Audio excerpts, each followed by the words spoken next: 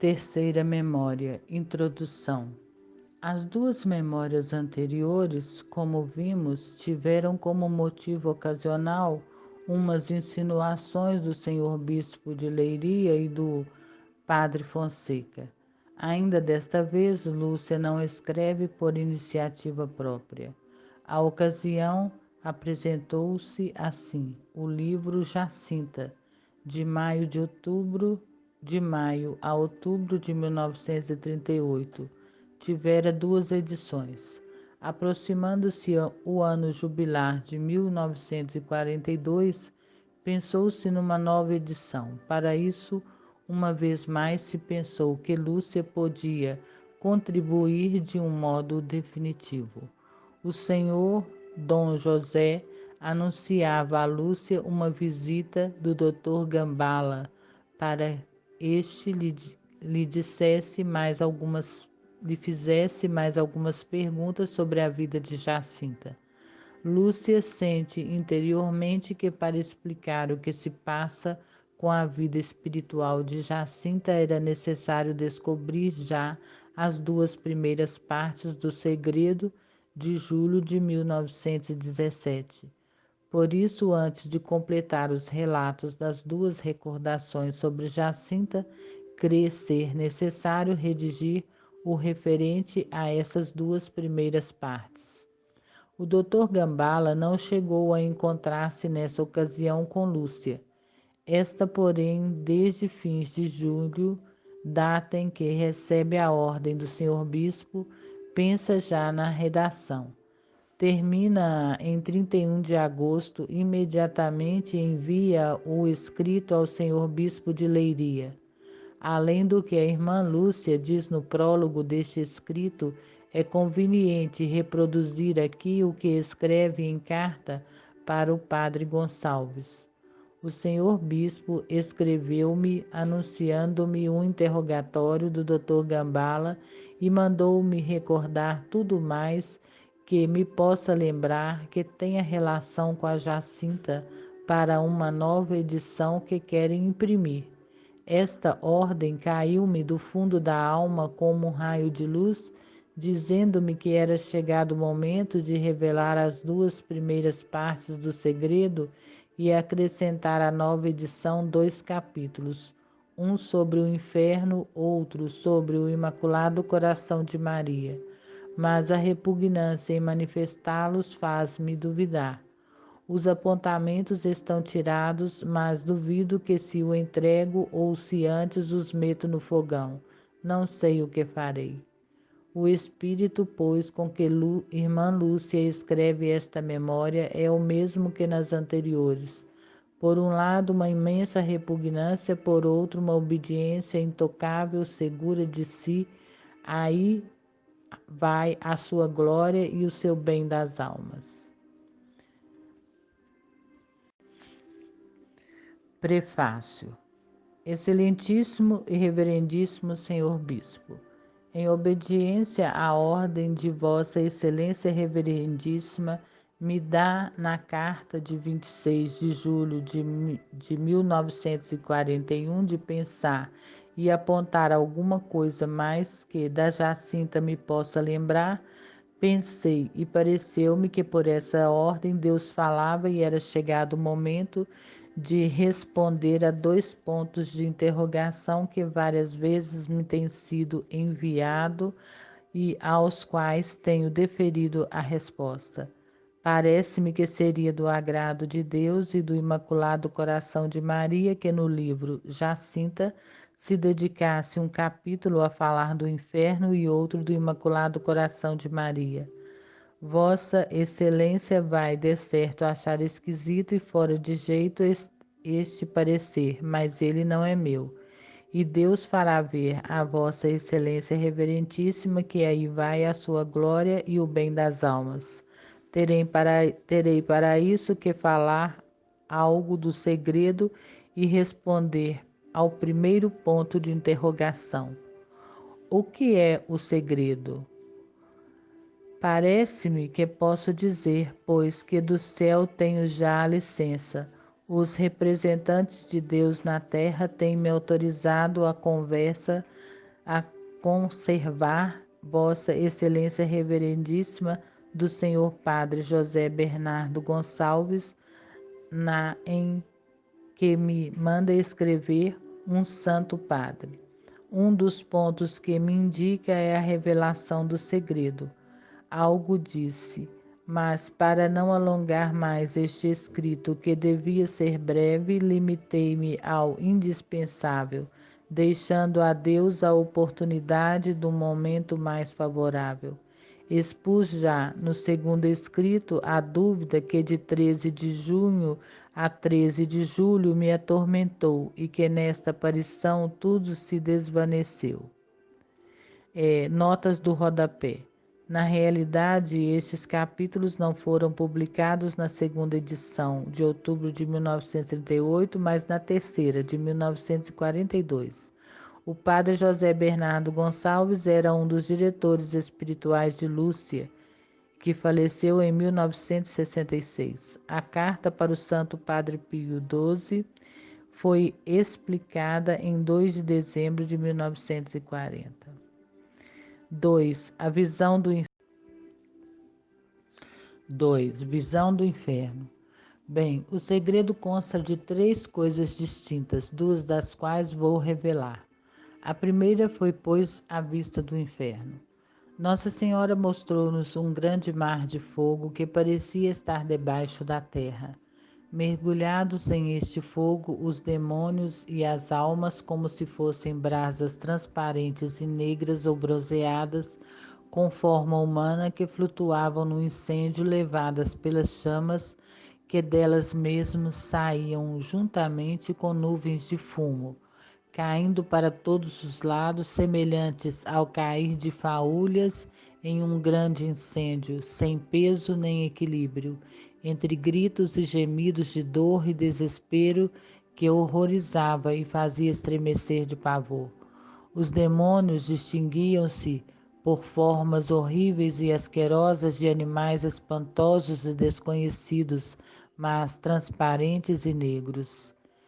Esta vista foi um momento, e graças à nossa boa Mãe do Céu, que antes nos tinha prevenido com a promessa de nos levar para o céu na primeira aparição. Se assim não fosse, creio que teríamos morrido de susto e pavor.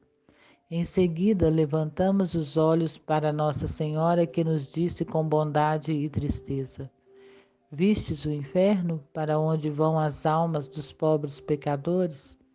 Para a salvar, Deus quer estabelecer no mundo a devoção ao meu imaculado coração. Se fizerem o que eu vos disser, salvar-se-ão muitas almas e terão paz.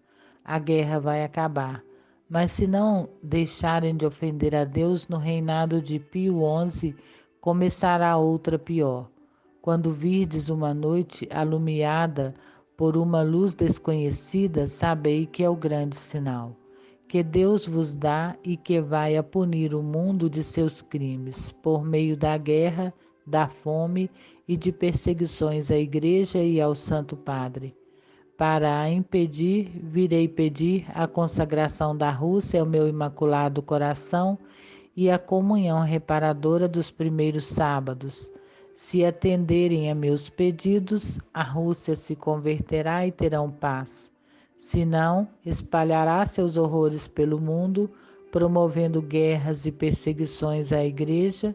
Os bons serão martirizados, o Santo Padre terá muito que sofrer, várias nações serão aniquiladas, por fim o meu Imaculado Coração triunfará.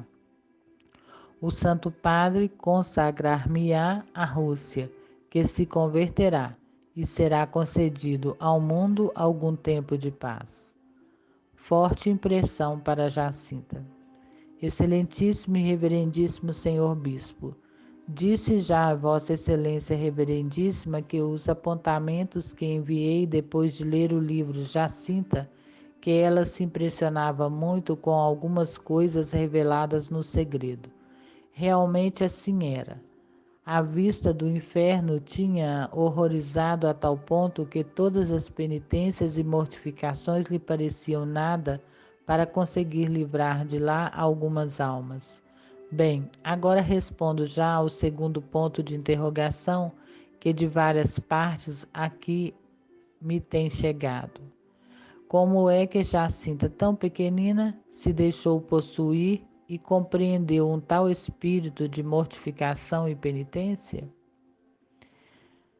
Tem um rodapé aqui, uma explicação. Lúcia aceitou que a extraordinária aurora boreal da noite de 25 para 26 de janeiro de 1938 fosse o sinal de Deus para o começo da guerra. Esta promessa cumpriu-se a 10 de dezembro de 1925, quando Nossa Senhora apareceu a Lúcia em Pontevedra, no apêndice 1.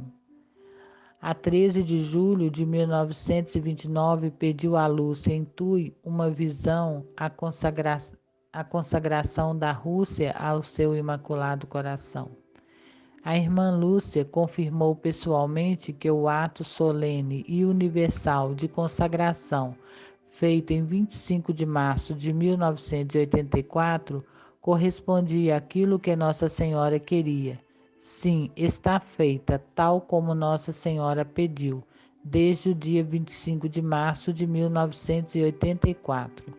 Carta de 8 de novembro de 1989 para o Santo Padre. Por isso, qualquer discussão e ulterior petição não tem fundamento. Ver o apêndice 2 na página 202. Esta promessa é incondicionada, de certeza se cumprirá. Nós é que de fato não conhecemos o dia em que se tornará realidade. Parece-me que foi primeiro por uma graça especial que Deus, por meio do Imaculado Coração de Maria, lhe quis conceder. Segundo, olhando para o inferno, a desgraça das almas que aí caem.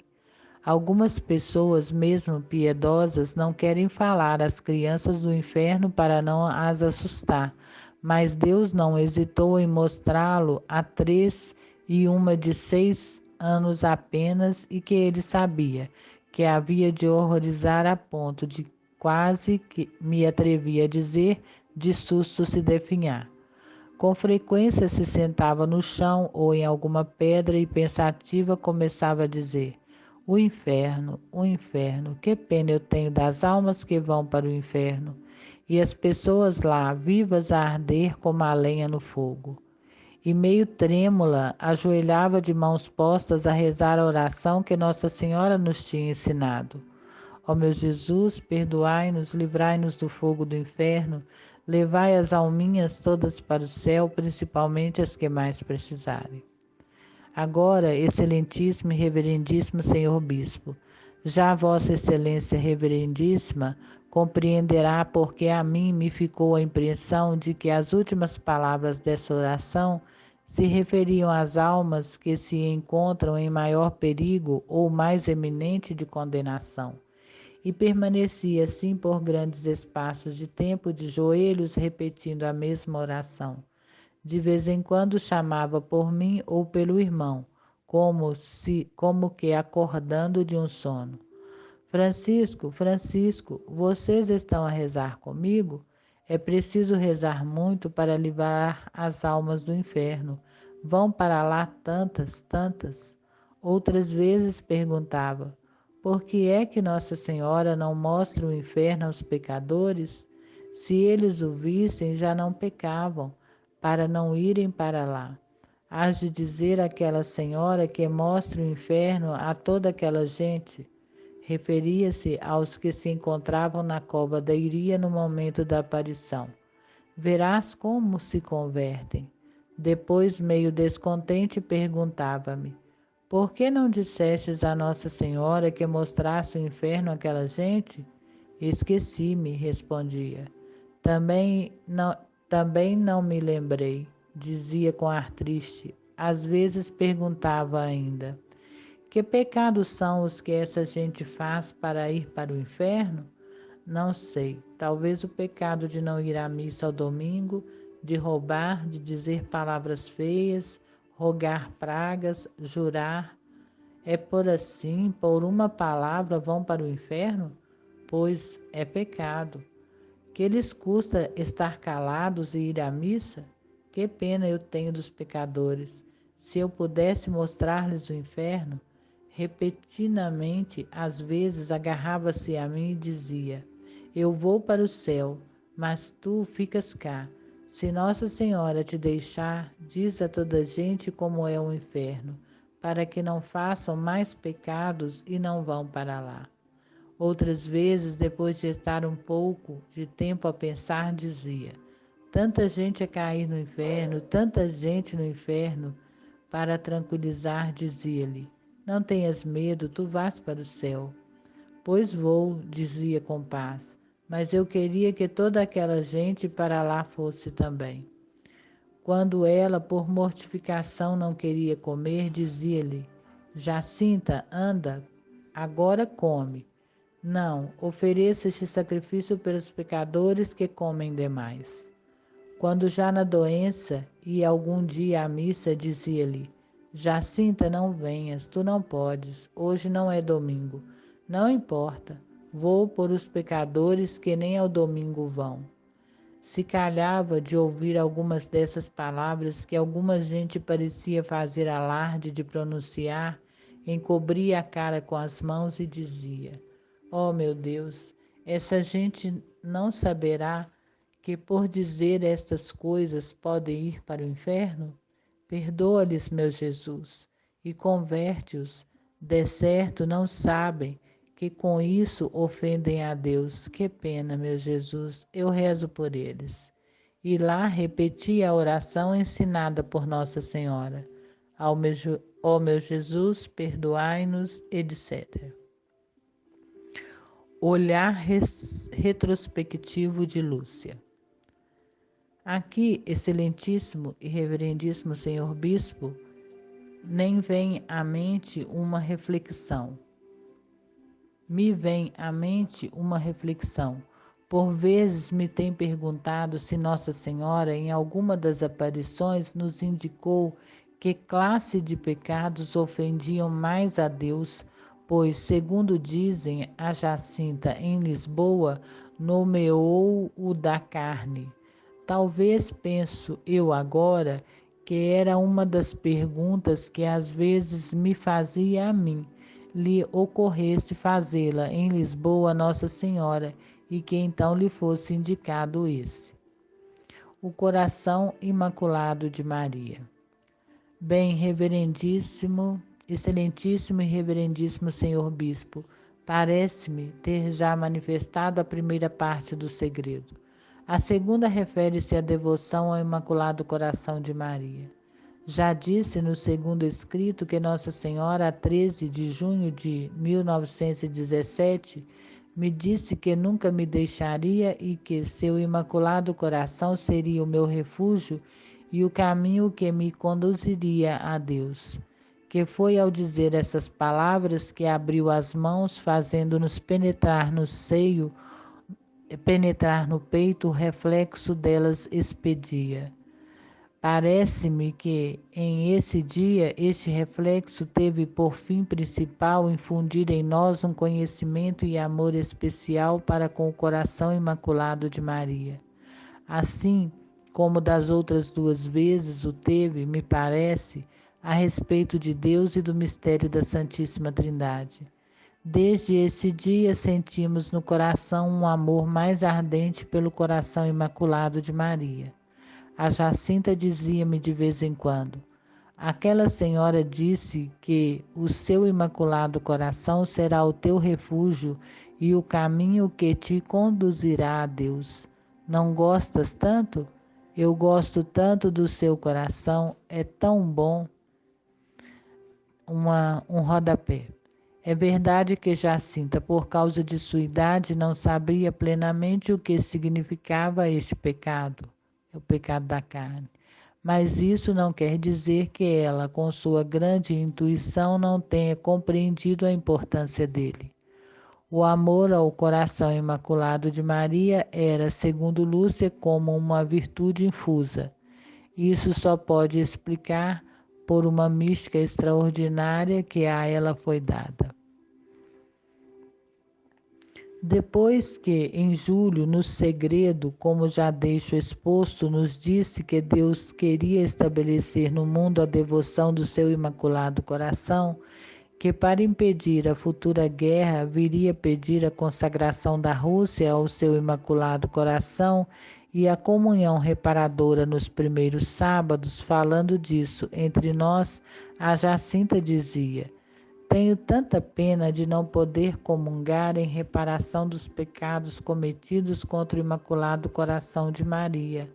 Já disse também como a Jacinta escolheu entre a ladainha de jaculatórias que o senhor Padre Cruz nos sugeriu, a de Doce Coração de Maria, sede minha salvação. Às vezes, depois de a dizer, acrescentava com aquela simplicidade que lhe era natural: gosto tanto do coração imaculado de Maria, é o coração de nossa mãezinha do céu. Tu não gostas tanto de dizer muitas vezes, doce coração de Maria, imaculado coração de Maria? Eu gosto tanto, tanto. Às vezes andava a apanhar as flores do campo e a cantar com uma música arranjada por ela no mesmo momento. Doce coração de Maria, sede minha salvação, imaculado coração de Maria, converte os pecadores, livra as almas do inferno. Jacinta vê o Santo Padre. Um dia fomos passar as horas da sexta para junto do poço de meus pais. A Jacinta sentou-se nas lajes do poço. O Francisco, comigo, foi procurar o mel silvestre nas silvas de um silvado de uma ribanceira que aí havia. Passado um pouco de tempo, a Jacinta chama por mim. Não vistes o Santo Padre? Não. Não sei como foi. Eu vi o Santo Padre em uma casa muito grande, de joelhos, diante de uma mesa, com as mãos na cara, a chorar. Fora da casa estava muita gente e uns atiravam-lhes pedras, outros rogavam-lhes pragas e diziam-lhes muitas palavras feias. Coitadinho do Santo Padre, temos que pedir muito por ele. Rodapé. Com a revelação da terceira parte do segredo, compreende-se melhor por que reconheceu a Jacinta nas suas visões o Santo Padre. Em 27/5/2000, Lúcia, respondendo à pergunta do Monsenhor Bertone se o personagem principal da visão era o Papa, disse: não sabíamos o nome do Papa. Nossa Senhora não nos disse o nome do Papa. Não sabíamos se era Bento XVI, Pio XII, Paulo VI, João Paulo II, mas era o Papa que sofria, e isso fazia-nos sofrer a nós também. Trata-se da Segunda Guerra Mundial. A Jacinta viveu, portanto, de uma maneira mística esta parte do segredo. Lúcia, com esta expressão, quer manifestar o grande espanto que estas visões provocam na alma da pequena Jacinta. Já disse como um outro dia 2 sacerdotes nos recomendaram a oração pelo Santo Padre e nos explicaram quem era o Papa. A Jacinta depois perguntou-me: é o mesmo que eu via chorar e de quem aquela senhora nos falou no segredo? É, lhe respondi. De certo, aquela senhora também o mostrou a estes senhores padres. Vês? Eu não me enganei. É preciso rezar muito por ele. Em outra ocasião, fomos para a Lapa do Cabeço. Chegamos aí, prostramos-nos por terra a rezar as orações do anjo. Passado algum tempo, a Jacinta ergue-se e chama por mim. Não vês tanta estrada, tantos caminhos e campos cheios de gente a chorar com fome e não tem nada para comer? E o Santo Padre em uma igreja diante do Imaculado Coração de Maria a rezar? E tanta gente a rezar com ele? Passado alguns dias, perguntou-me: posso dizer que vi o Santo Padre e toda aquela gente? Não, não vês que isso faz parte do segredo? Que por aí logo te descobriria? Está bem, então não digo nada.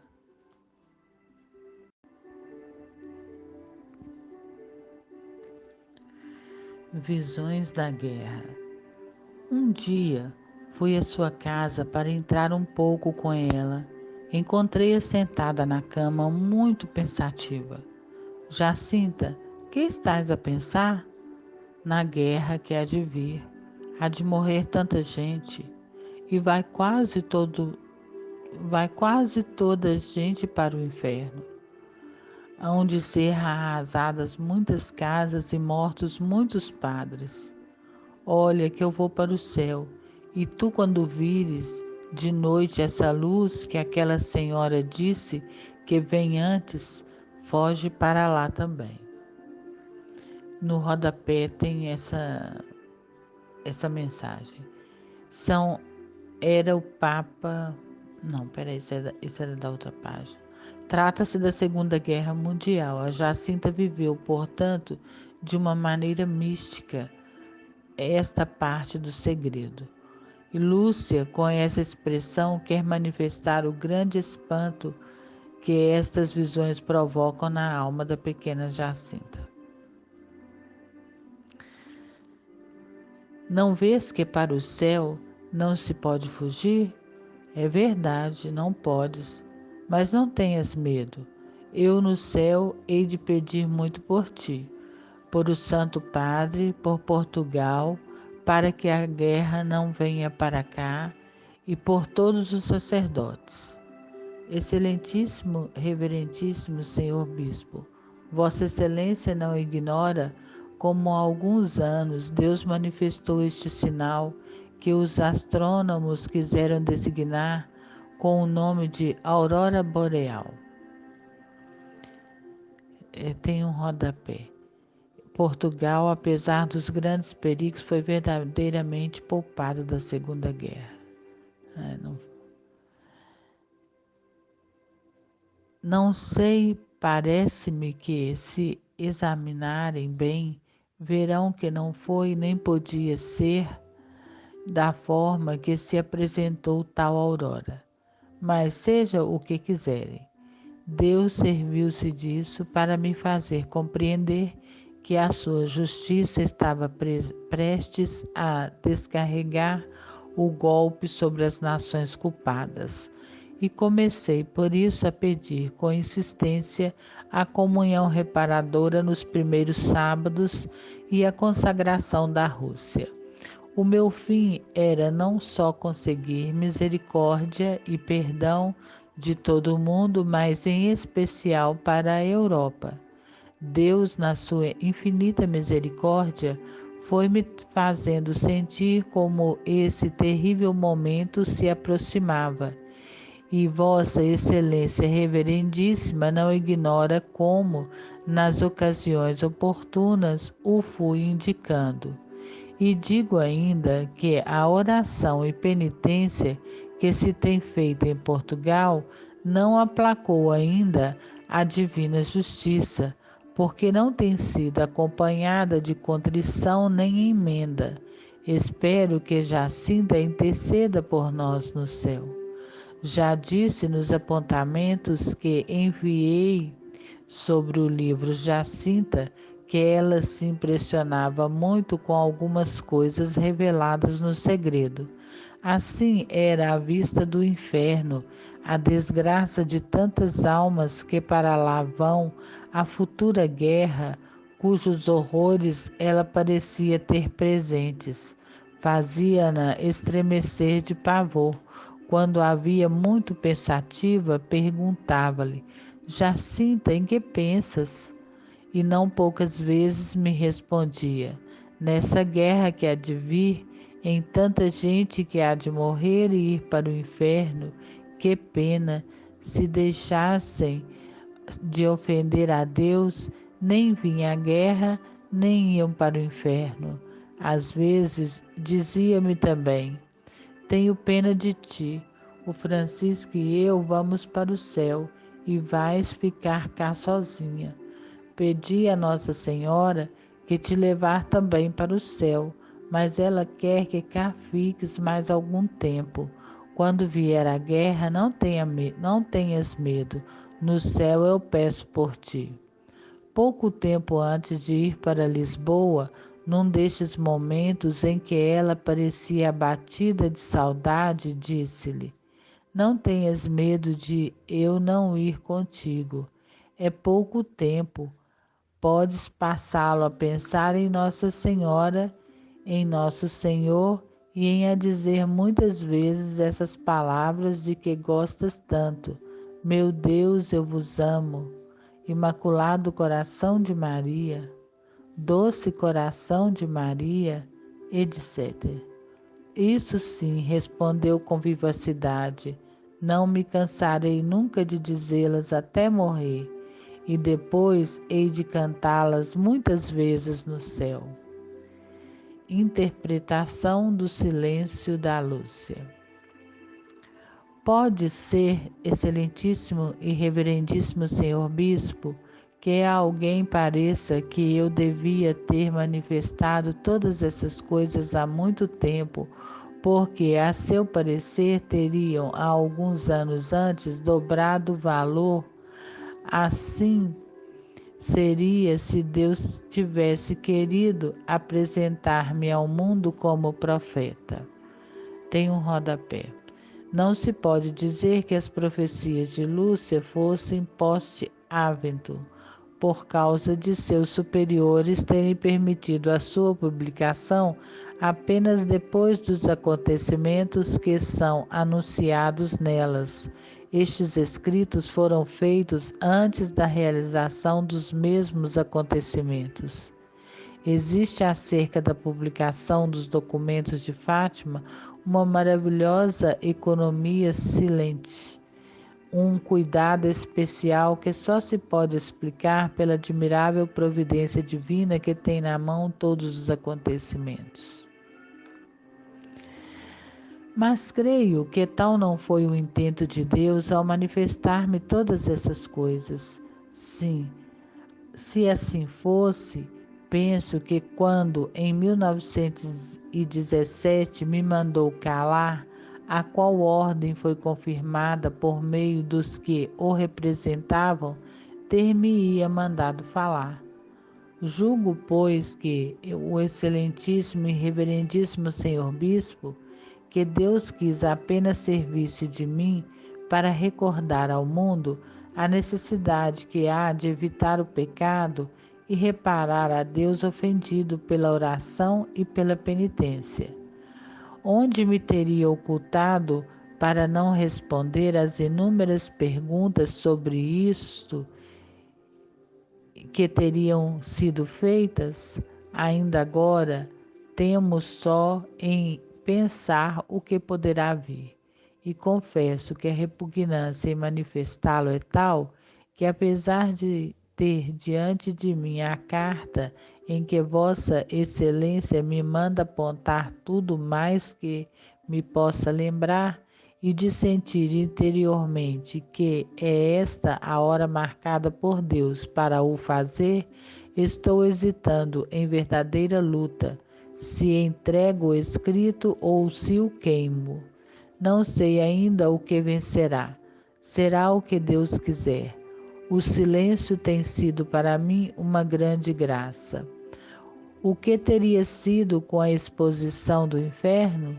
Sem encontrar palavras exatas que digam a realidade, pois o que digo é nada, dá apenas uma fraca ideia, teria dito ora uma coisa, ora outra, querendo me explicar sem o conseguir, formaria-se talvez uma tal confusão de ideias que viriam, quem sabe, a estragar a obra de Deus.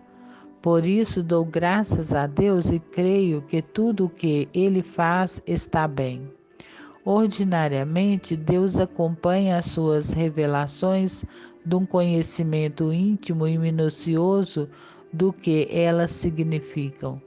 Mas nisso não me atrevo a falar, pois temo haver aí o que parece muito fácil engano da própria imaginação.